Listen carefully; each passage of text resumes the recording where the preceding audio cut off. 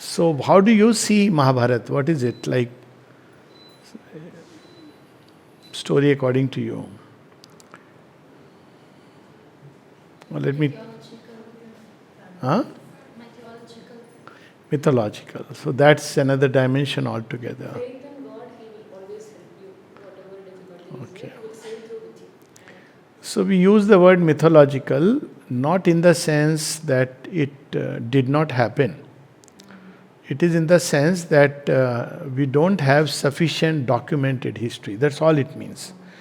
This is a misconception. Mythologies are of two kinds, of course. One is where you don't have sufficient. There is some evidence. For instance, siege of Troy is regarded as a myth. But later on, they found some evidence like the cup of Menelaus, etc., etc. And evidence goes buried in deeper layers, and evidence is, our way of looking at it. What is the number one, since you spoke about mythology, evidence that Mahabharata did happen? Number one evidence. So, since you have touched this subject, so what is the first evidence? First evidence is the first witness. Somebody who documents a story, who has witnessed it. So, who is the author of Ved Vyas? Ved Vyas is the author of Mahabharata. He is also in the story and he has witnessed the story. He comes at least on two occasions. Two occasions very openly. So, if you go strictly by history, it should be accepted as a prima facie evidence because the writer, unless we discredit there was nobody like Ved Vyas, but that's impossible to discredit because Ved Vyas' name comes several places in different documents in Indian, storylines. So this is history because the man who saw it, witnessed it, was part of it, is writing about it. Details we may, obviously over a period of time, details get added, they are lost. Many things are added of a different symbolic nature. That's a difference. So it's not really myth in that sense that Mahabharata war never happened. Yeah. So, very interestingly, since we are talking of Mahabharata, the same applies in Ramayana. Valmiki is both at the beginning of Ramayana, at the end of Ramayana. And Valmiki is the author of Ramayana. So, if you go by first hand evidence, there is. Second evidence is that Mahabharata has been spoken about subsequently. Even examples have been given. Like in Mahabharata, you have this mention of Rama, mention of the great war that took place. So this is a subsequent evidence that people who have come have spoken about it. And the third is whether there are any physical evidence of those days. So they are there, but they are, of course, there are sites, there are spots which mark, but not that, like you won't find those weapons of mass destruction that existed. But certainly, Kurukshetra, many other spots, same with Ramayana and Mahabharata. So what about Shri Krishna? Is he myth or real? Real. Good. No, that of course is there, but I'm just saying the Shri Krishna of the historical fame. Yeah. Avatar. People say that he is myth, some people. For us, he is real or real than real. Does it make sense? Real than real? What is real? Real is what is palpable to the senses. Is everything that is felt by these senses, is that the only measure of reality? Are there things which we cannot experience by these material senses, yet it is real? For example? Visit to Vrindavan. Yeah, no, but something in everyday life. Of course, but something very, very, yeah? Air we breathe, of course, still you can indirectly. What about love? Feelings. It may not show up. You may not be able to measure the serotonin levels or but still it's real. Yeah. So there are so many things which are real to the subjective awareness of man, but not real to the objective. Now, as we grow inwardly, this subjective thing, which is at first very hazy, thoughts, feelings, they begin to become more and more real. So when we use the word more real than real, that's what it implies. Now this is one part. Now we come straight to Mahabharata. Krishna is mentioned in the Chandogya Upanishad, son of Devaki. Krishna is spoken about subsequently again. Okay, so there is that reality of Krishna, even historical Krishna. So now we come to what does Mahabharata is about. So any story, even our life story, it runs on three streams. One is the outer. If somebody describes anybody's life story, so they may, how will they describe? Born here, graduated, married, has children, had children. That's the usual story. Achieved this, became this, that. Is something important missing? A whole inner world. What one went through in life, the struggles, the anguish, the hopes, the challenges, they are not documented. What is documented is the outer story. Right? So there is an inner story which is very important, because that's what makes a person. A man who achieves success, but inwardly he is a man who has somehow managed to cheat or whatever. And the other person who meets with failure, but has lived a very high inner life. So which of them from the inner standpoint will be more perfect? Whom would you really regard as second one, isn't it? So from that yardstick, is Ramayana success story or a failure story? See, we have to look at it from that perspective, that there are people who are inner successes, but their outer story is a failed story. Of course, Ramayana is a success story, but I'm just saying the way it ends, some people try to. Even about Mahabharata, people try to, say that, look here, there was a clash, so many died. That's an outer story. So what survived this entire Holocaust that took place? Nowadays also people speak about this may happen, Third World War. Many people may die, or now Russia and America are again back to the Cold War era, but with much more severity. So there is something which survives through all this. The anguish, the defeat, the struggle, the victory, the challenges, that's what outer history documents. And the challenges that they go through. But what survives at the end is the inmost core of a story.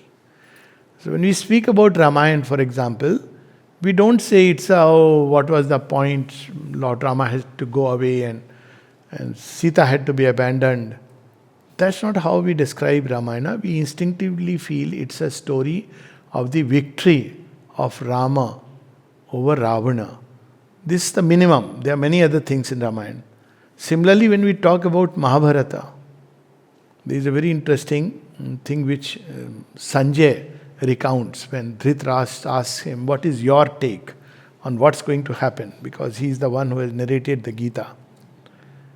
He says, I don't know, but two things I can say for sure. That long after, it sounds just like what Chittaranjan Das spoke of Sri Aurobindo, in very similar words. Like he said, long after this controversy is hushed and,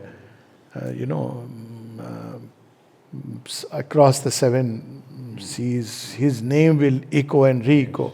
The man who stands here in the courtroom of history.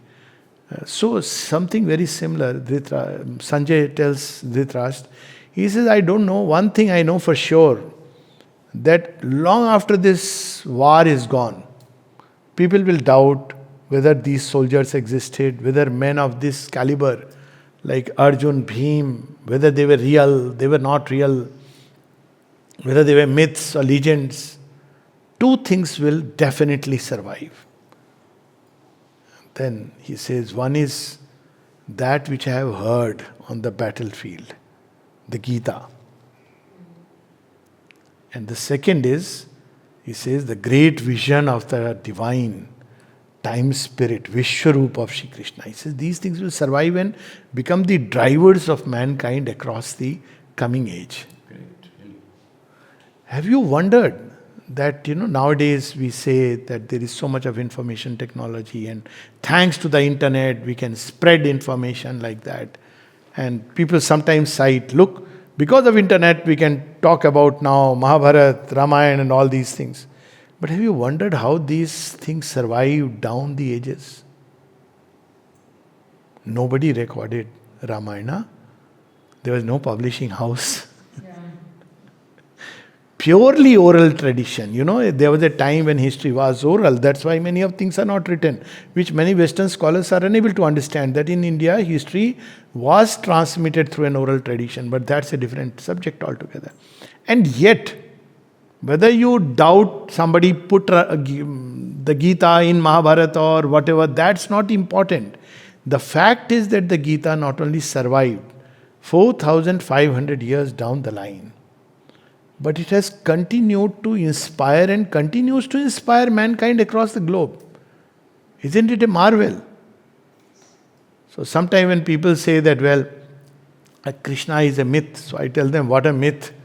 That the Gita continues to inspire mankind. Shri Krishna continues to inspire art forms, dance forms, music, poetry, so many generations of poetry, painting, warcraft, you name it, and it goes back to Krishna. Yeah, many art painting forms, art forms, dance forms, music. I said, look here. Bhakti. Bhakti, yes, bhakti. The Gita, the bhakti, which has been a gift of Shri Krishna to earth. So, it's something amazing when we read through the Mahabharata. We can discover that there are 3 lines on which a story runs. It has the first immediate relevance to us. The outer is going with all kinds of strife, quarrel, things happening, victory, losses, success, failures. So many times the Pandavas fail, we'll come to that. And then the inner uthal-puthal, turmoil. But what survives at the end is the core, the divine seed in us. And that is Krishna.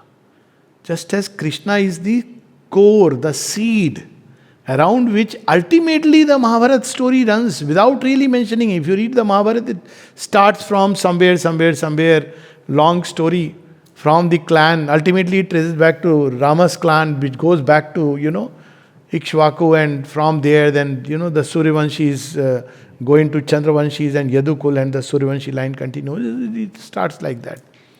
But Mahabharata runs ultimately the center of Mahabharata is the unseen someone who was quietly growing in Vrindavan. It's not there in the Mahabharata. I'm sure you all know.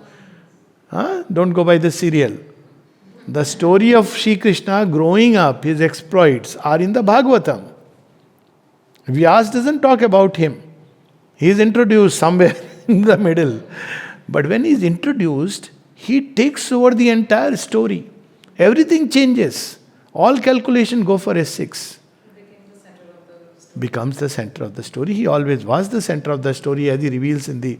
So similarly in our life, Vyas enters, Vyas mentions him only with one word. Vyas doesn't say he is God, he is wonderful. He doesn't use those terms. He uses only one term for Shri Krishna, and that is aparime. Aparime, measureless. He says nobody can measure him. So we also have the story of Shri Krishna, is a reminder of our own life. There is in us something like a divine seed, born in the prison of the ego, Kansa. But this seed is destined to conquer over it, regardless. It is an imperishable seed. So Kans tries to destroy because he knows it's his nemesis. He tries in various ways, various kinds of difficulties, and they are a story in all. I love the Bhagavad, one of the most profound scriptures. And at the end, there is the conquest of Krishna over Kansa. So too in our life, there is that imperishable seed, Krishna's seed. That's how Krishna says in the Gita. How does he address to humanity? He says, Mamaiv Ansha. That's from where Vansha comes. That it's my seed that all humanity is. And at another place he speaks of creation as Etada Yonihi. I am the eternal womb of all things. That which is in the background. So in us too, there is this eternal, imperishable seed. The mother uses the word psychic being, which remains in the background. Outside turmoil is happening, this happening, that is happening. The moment this comes and takes over, the whole landscape changes. This is the psychic. Psychic being. The whole values are reversed. And so one of the greatest lessons of the Mahabharata is to discover and align with this seed. This is what Arjun did. So often you see when there is a comparison, people compare Karna and Arjun. I say there is no comparison because they are two different levels. Karna is expert in his field. Okay, fine. So is Bhishma, so is Drona, so are many other, Ashwatthama for that matter. But Arjun he's also an expert, but he has that extra something. And that extra something is that he is, the Nar in him has surrendered to the Narayana. That is the deadly combination. That's why it is said in the Gita at the end, wherever there is Sri Krishna and wherever there is Arjuna, there is victory. So Nar is the Arjun, and Sri Krishna also says, like Nar and Narayan, we have fought the battle. So the secret of human life is there. And what is true victory? True victory is never a personal thing that I won over this person. I had a court case and see, things went in my favor. That's not victory. They are the events which come and go. True victory is the victory of Krishna in us. So Arjun knows it. So again, there is a famous aphorism of Sri Aurobindo, that how that little story reminds us. He says, on one side, if there is the entire world on one side, and on the other side there is Krishna, unarmed, choose Krishna. See, this is one choice which changed everything. Duryodhana had a choice. He chooses the army. Army is also Krishna's, that's the beauty. But to choose Krishna rather than anything else, Krishna unarmed. And when Shakuni comes to know that Arjun has chosen Krishna and Duryodhana has chosen the army, Duryodhana thinks that I am very wise, smart. He says, see, that idiot, emotional fellow. And Shakuni says, you are a fool. You don't know what he has chosen. He has chosen victory. So it shows us the significance of choices. He knew that as long as there is Krishna, and that's why in the end he even tries. Shri Krishna actually entices him in the end day to play a game of dice with him. So that comes at the end of Mahabharata. So that happened, the dice? No, he can't. Where Krishna is there, he knows. He says, what do you put at stake? He says, if I lose all of them, I agree. Now only one day, only Duryodhana is missing. He knows. He says, with you I cannot win. So that's how, because he wanted it to, at least maybe the prince will survive. Even then. So this one side of the story. There are several other very fascinating asides in that whole story. Krishna is life. Krishna is the core that one must choose. Then there are many things which are happening inside the war which is very interesting. One is that Bhishma has mastered all the outer conditions of death. Isn't it? He will die when he chooses. So it looks like this is the best case scenario.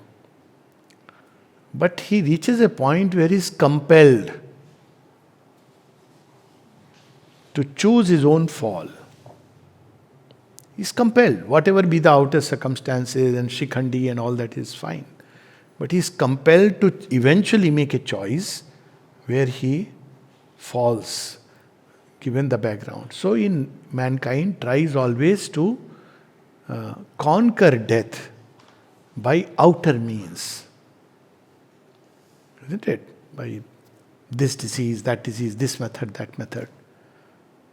But as long as he doesn't discover the inner root, the inner truth of one's own immortality, Any outer condition you may master, still you will be compelled and you will leave the body at its appointed time and hour. Mother says that is fixed. There are very few people who can rise above it and say no. Of course, yogis those on the path of sadhana are a different breed altogether. So this is another aspect of the story of Krishna. Then there is another fascinating tale in the Mahabharata. After the war is over, so two very interesting stories. So stories are that, war is over and everybody has died, they have been given Agni, and then at the end, all these souls of the departed, they come out and the opponents, they embrace each other and they ascend. So what is this? Now this is very interesting. So in everyone, even the most apparent evil and wicked person, there is a seed of goodness which is hiding. And the divine extracts that. He is like not only the alchemist, but one who extracts. So the story goes that when Yudhishthir goes to heaven, two little stories intertwined within that. So one is, he is told that, you can choose because you spoke an apparent lie, or few moments in hell, or rest is all your heaven, heaven, heaven. So what do you choose? He says, take me to hell first. He sees there all his kith and kin and people who are suffering. It's a scene which is created. It's not true. So when Yudhishthir is there and the person says, your moment is over, it's enough, come to heaven. But all of them say with hungry hand that please stay here. Your very presence is giving us, it's soothing us. So he says, if that is the case, I do not want to move from here. And then it is told this was a test for you. Now in this story, two things come. One is the greatest renunciation is not just of earthly goods, but also of heavenly goods. The heavenly prize, if you can renounce. It also shows that a person, because people often ask spiritual people, what good are they to the world? I'm talking of those who are not actively engaged in, doing outwardly, doctors and military people or engineers, other whatever professionals. The very presence of a person who is living goodness and breathing goodness creates a zone in which automatically people, when they breathe that atmosphere, they feel relieved. His presence is a relief. He doesn't have, so all of us can integrate that in our everyday life. The presence of a person who is breathing goodness. Yudhishthira is not a spiritual man, but he's a good human being. And that goodness radiates. It's like percolates. So it goes into the atmosphere. So we all have our own atmosphere. And that atmosphere is, we may not understand it because we are in it. But there are those who feel it. And that's something very beautiful about the story. So the scene changes and Yudhishthira goes to heaven. There is Duryodhana is also there. He says, what is this? So he says, well, everybody had something good about them. That part deserves a place here. He says, what is good about Duryodhana? He says, well, he was a veer. See, he was, whatever it is, the fellow was headstrong even during fighting. He chooses Bhim. He could have chosen Arjun. So he was a veer. So you have to give him that credit.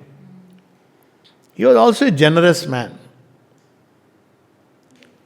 So everybody had something good which survives all the outward coating of good and bad in which we morally judge people. That good is not about moral things. Because Duryodhana didn't do moral things with his veerta. But still he is a veer. And if he is a veer who takes the challenge of life, even though for the wrong cause and the wrong purpose, still there is that little thing inside. The story, interestingly, of Mahabharata is very, I'm just randomly, because now Mahabharata is too vast, is about, very interesting, about how the mafia dawn started. You have heard about Godfather? Anybody has read? Godfather is, of course, very famous. So how do these, Have you seen the film? Yeah. in Hindi they made a mess of it, Dharmatma. Horrible. So, anyways, so what do Godfathers do? And this is a very big story too, it's a lesson. So how do these mafia dons, really operate? They will know somebody who is needy. Even terrorists are created like that. So they will know somebody is needy, in a distress and is looking for help. So they will immediately give help. Oh, beti ka shadi karna hai, okay. I'll give you money. The same politicians also. Same, absolute. So what do you think I was referring to mafia dons? Okay. Sorry, वही तो बैठे हैं। Oi. So now what happens? Immediately he'll not say anything. He'll say, what shall I do? He says, no, don't worry, you just enjoy. Then he gives it again. After 2-3 times, this was the movie D Company was based on this. Then one day he says, take the gun, kill him. So Duryodhan is the prototype. See, everything is there of the first mafia don. He suddenly tells Karn, he knows this fellow is extremely ambitious. He wants to rise high and prove a point, and he is the one whom society has sort of always created some kind of conflict. So he says, I give you the kingdom. You are now a king in your own right, Angraj. He knows that I have got a warrior equal to Arjun in my camp. He does same thing even with Shalya. So Shalya's story is also interesting. You know who was Shalya? Shalya was the mama, maternal uncle of Nakul and Sahadev. Okay, so Shalya. So Shalya, when he comes, they give very nice treatment all through. Yudhishthira took it for granted. Don't take anybody for granted, whether husband, wife or relations. They took him for granted. Arey, he is our maternal uncle, he will be with us. Big mistake. And Duryodhan is taking care of everything for him. So when he comes, he says, it is so nice. I will give my life for these people. Now he doesn't know who are these people. Then Duryodhan comes. He says, what are you doing here? He says, how did you like my arrangement? He says, your arrangement. See, Sri Krishna was smart in his diplomacy. So when he goes to this place, Hastinapur, and Duryodhan offers him that you stay with us. He says, no, I'll go to stay with Vidursa, in Vidur's house. It's immortalized in one of Surdas' poems. Duryodhan ke meva tyage sag Vidurka. He knew that this fellow is trying to hook me, but he obviously can't. But Shalya got hooked, Karn got hooked. So Shalya says, now I have promised, and really it was amazing. And then he's annoyed that these, my nephews, they did nothing. Nephews took him for granted. But then he is caught in that conflict. So he knows that basically my nephew is right. They're fighting for a right cause. So what he says, I'll drive the chariot of Karn. Karn is very happy. So what does he do? He plays the role of what is known as the fifth columnist. It's a very good psychological thing to remember. You know who are the fifth columnists in battle? Shubhendra uses this term in Savitri. They are the ones who are coming from behind. They are the fifth, you have the direct fighting arm, then artillery, all this. Then they are the ones who are carrying all this. They have a role to play. So they are chatting amongst them, and they start, they can encourage the troops in front. Sir, chalo, hum tumhare saath hain, etc., etc. Or they can say, oh my God, the army is looking so terrible. Probably, I don't know whether we can. So they can instill doubt. Shalya plays the role of a fifth columnist who instills doubt. He keeps telling Karna, are you sure you want to take this battle? Are you sure? You don't know what Arjun is. So at some point he says, what is it? Whose side are you? He said, no, of course I am driving your chariot. So in all of us, there is a fifth columnist which fills us with doubt. If you allow doubt to drive you, you will lose a winning battle. And if you allow Krishna to drive you, see that it's not only Karna versus Arjun, but also the driver. Who is the driver? So be sure who is driving us. Is doubt driving me? Some people are driven by doubt and fear. So anything they have to decide, they say, should I not? And they keep shrinking.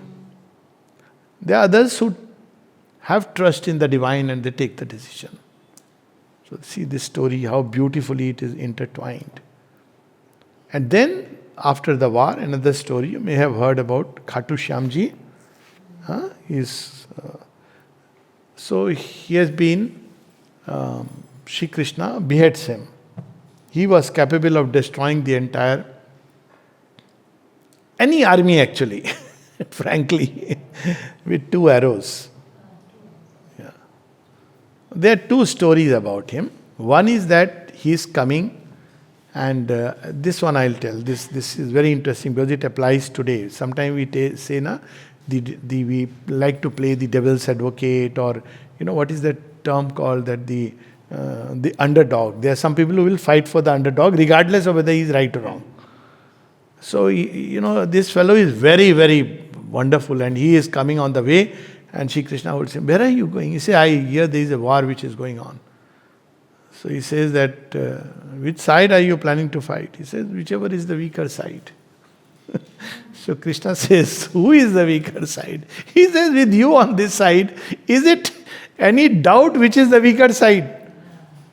He says, smart fellow. Because he regards Krishna as, the ultimate. He says, I know, you are on the side of Pandavas, so I have to fight on the Kauravas because they're the weaker side.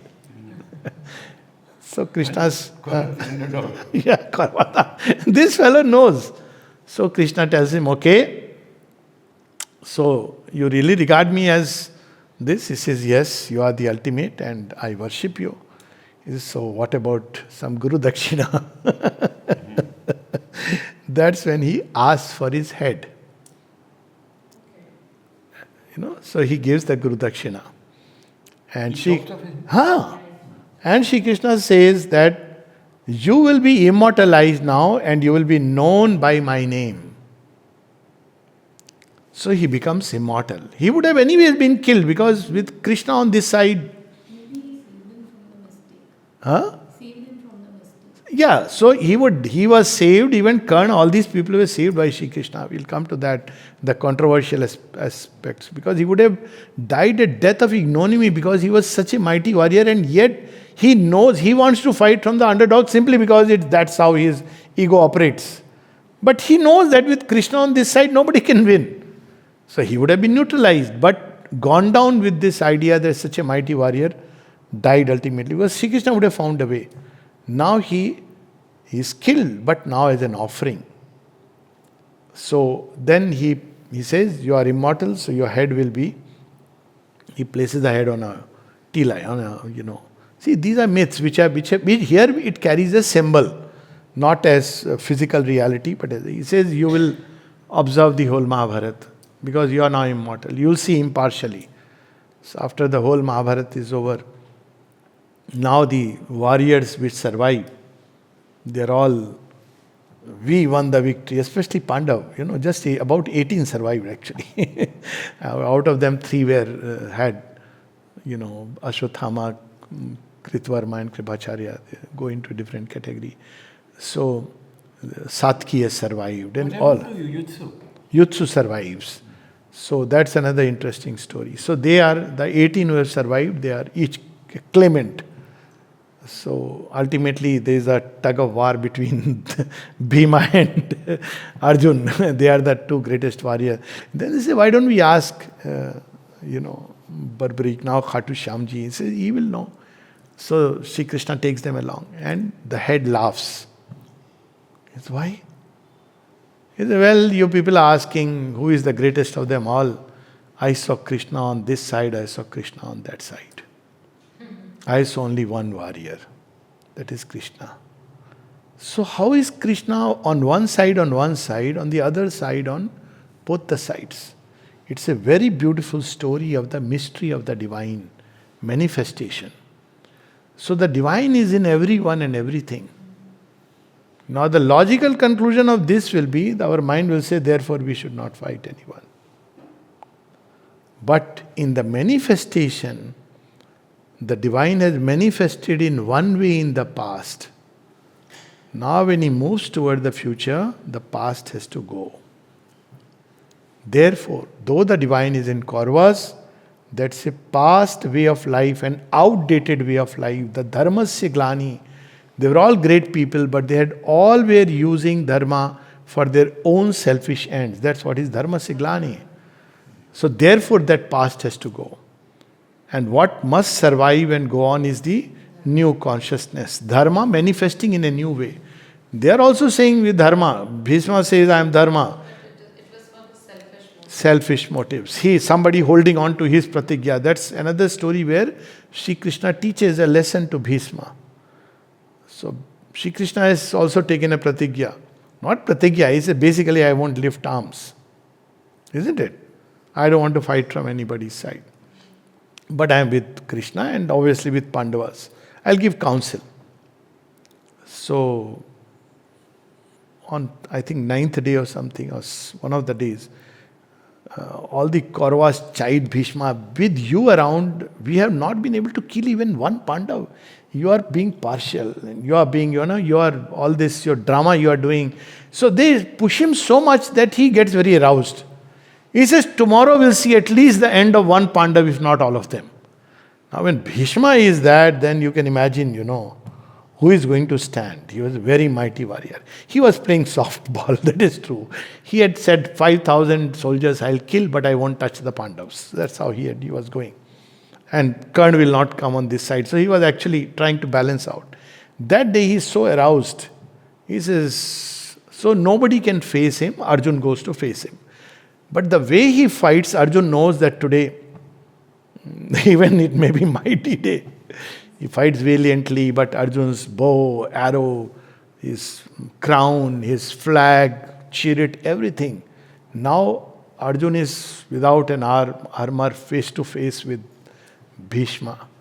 Just then, when Bhishma is about to shoot a deadly arrow, Sri Krishna stands between the two and picks up the wheel and takes it on his hand like a Sudarshan Chakra. Bhishma fires the deadliest arrow, but the arrow stops. Then he doesn't know what has happened. So then he remembers he had promised that he'll not lift an arm. So he says that, well, you were not supposed to lift the arm, you had promised. So Shri Krishna says all other promises are secondary. There is one promise I have made eternally to every soul, that they who depend on me, I'll never abandon them. It's immortalized in two lines, one of my favorite lines from one of the bhajans. I'll say this in Hindi and then translate in English. I don't know whether you have heard this, Pradeep or not. प्रबल प्रेम के पाले पढ़कर प्रभु को नियम बदलते देखा, अपना मान रहे ना रहे पर भक्त का मान न टलते देखे. He does it several times. In time of Jayadratha, he tweaks nature. And people say this.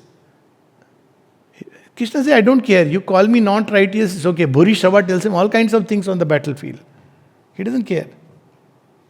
He is so focused on the dharma which he has embodied to manifest. All other things are secondary at this point of time. It's a clash of civilizations. You people have used dharma for personal ends. That's what you people are doing.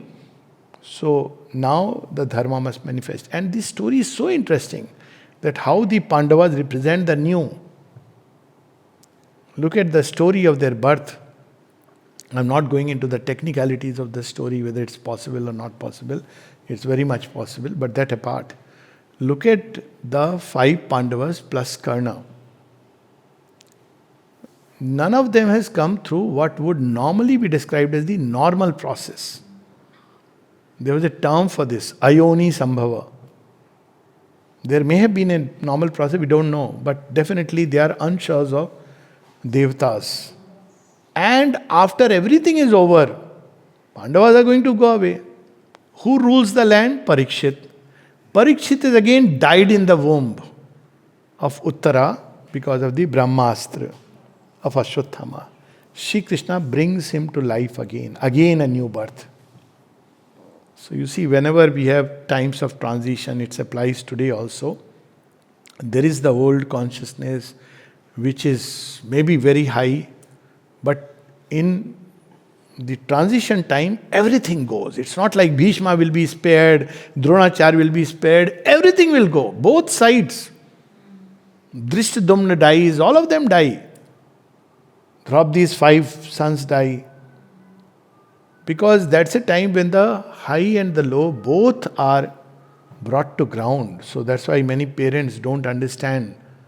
They say there were many good things in our times. At least they should have survived. No, because something very new is going to emerge. And that's the story of a new creation in those days that he reveals. They're saying almost the same thing. Yes. Sri Aurobindo spoke about it. He uses the word Kalivraja. He says the Pandits speak of Kalivraja as if only the bad things will go. He says no, even the good things will go. It's an entire cleansing. Because something very new, a new orientation of life, which may look very challenging right now because it doesn't fall into any of the yardsticks of the old. But it is going to ultimately move towards something unprecedented, totally new. Translation of the Prabal Prem ke line please. प्रबल प्रेम के मुझे रोना आ रहा था इसलिए मैं रुक गया था. नाउ आई कैन से इन ए मोर सेनर वे. प्रबल प्रेम के पाले पढ़कर प्रभु को नियम बदलते देखा. प्रबल प्रेम के पाले पढ़कर प्रभु को नियम बदलते देखा. अपना मान रहे न रहे पर भक्त का मान न टलते देखा. Arjuna has promised. And Shri Krishna says, why do you make such promises? I'll kill Jayadratha. Why did you make this? Did you ask me? No, okay, anyways. He fulfills his promise. He said, no, तुम क्षत्रिय हो क्या है? क्या है? He says, प्रण लेते रहते हो. And so, same thing, toward the end. See, everywhere people have blamed Krishna. From the human yardsticks, yes. Whether it be the death of Jayadratha, there is a very interesting... But going to this lying part of Krishna.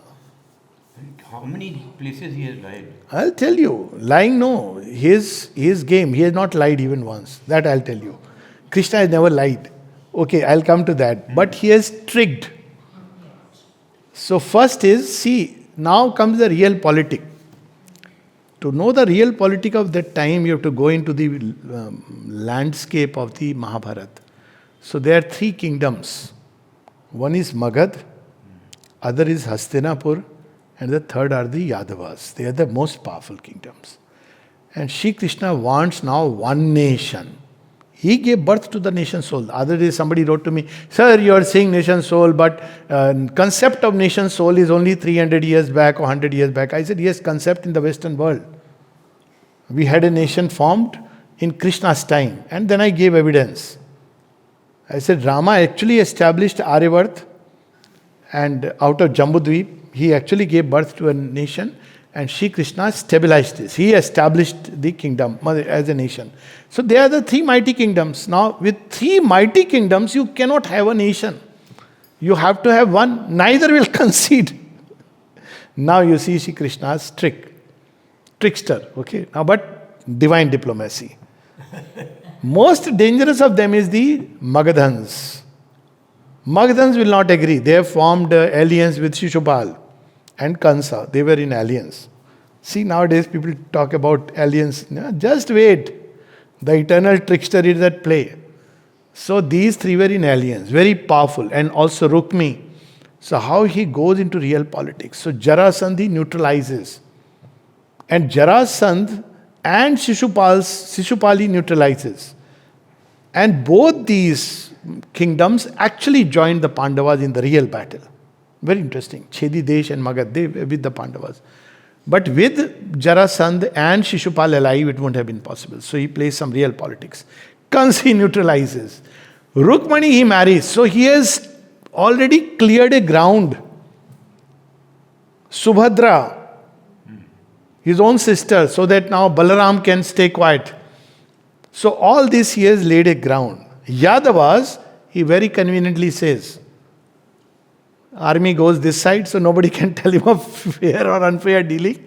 The chieftains can make a choice. Satiki says, I'll be on the Pandavas, and Kritvarma goes on that side, and they have their own alliances. But the army is sent on that side. At the end, even the Yadukul goes. It's down. That's another very fascinating story. So he forms a kingdom through all this. So he doesn't lie. During the Jarasandha time, he has got an impossible boon. It starts from there. His tricks. So he has got a boon that, because he was born like that, the story is a bit long. But Bhima is fighting and tearing him apart. It joins again. What do you do against such a person? So he reminds him, tear him apart, throw like this, put a shivling in between with mud. Because, yes, so that's how he does. It's a trick. He plays the same trick with when Kaliyavan comes. He is an invader. So what does he do? He doesn't fight the war. He says, why should all these army die?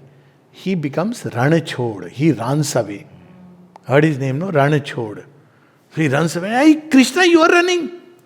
Kaliyavan, see my might. He has background story in his mind. He goes and hides in a cave where a very old king, he is in a deep sleep because he has fought the Devasur Sangram and he has got a boon from Indra. Whoever wakes you up will die. So he goes and hides in the cave. Kaliyavan comes, stumbles over him. Muchkund wakes up and by his energy he dies. Kaliyavan is neutralized. Trick, yes. He is not supposed to run away from the battle. He never does.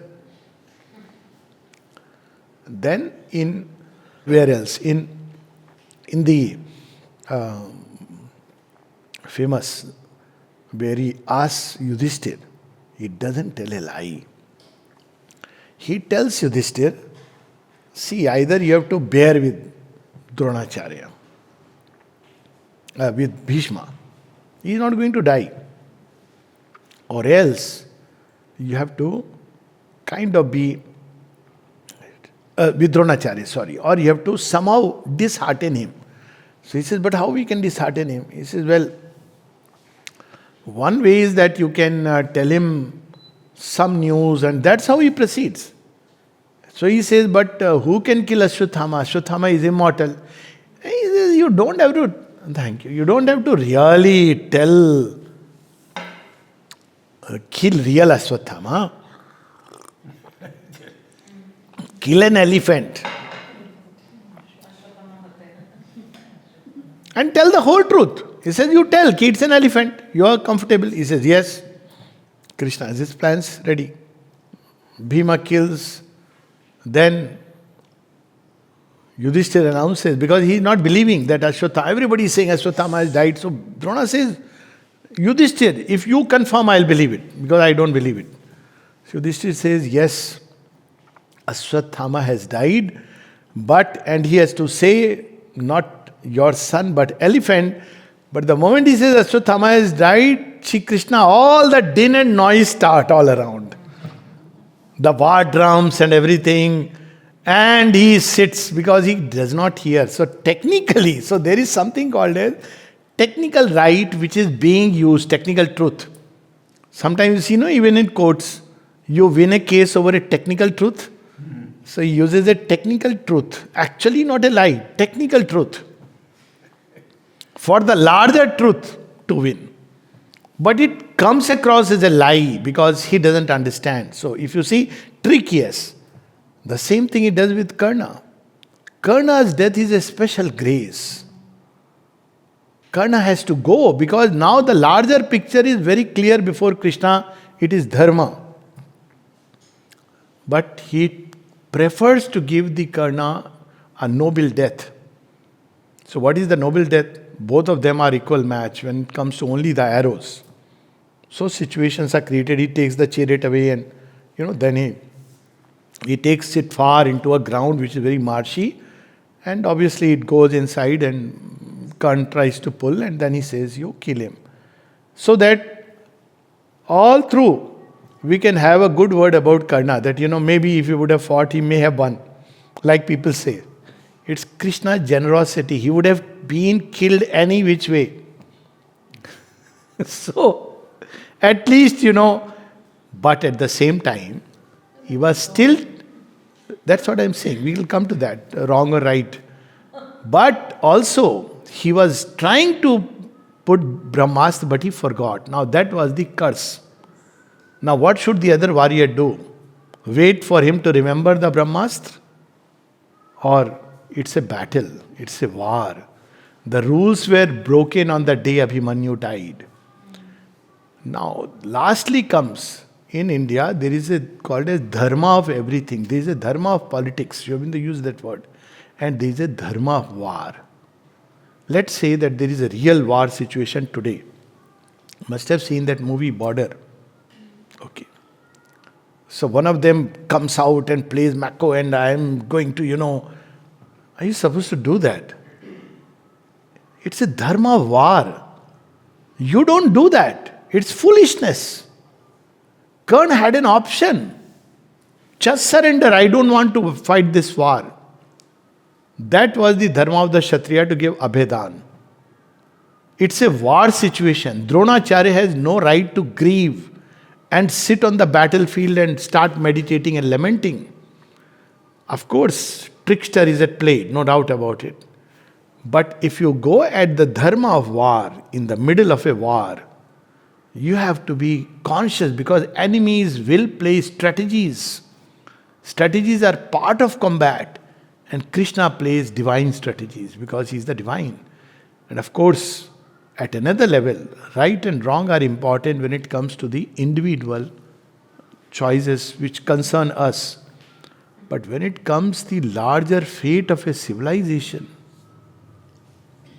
then you can't keep your hands clean and say, well, I saw the terrorist enter, but I kept quiet, because they told me, don't talk about us to anyone, and I promised in front of them, I will not share the information. Should one remain quiet or no? He should say, because there is a larger, what is at stake? So this is how we have to look at it. All Krishna's stories are all about... What he did with Duryodhana? Same thing.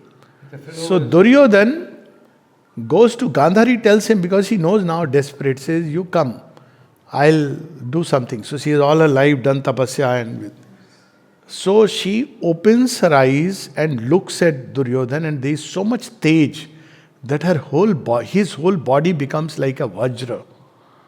Except that too, Shri Krishna tells him, you're going naked in front of your mom, don't do that. At least wear something. So so this part remains weak. This is the first time you said something sensible to me.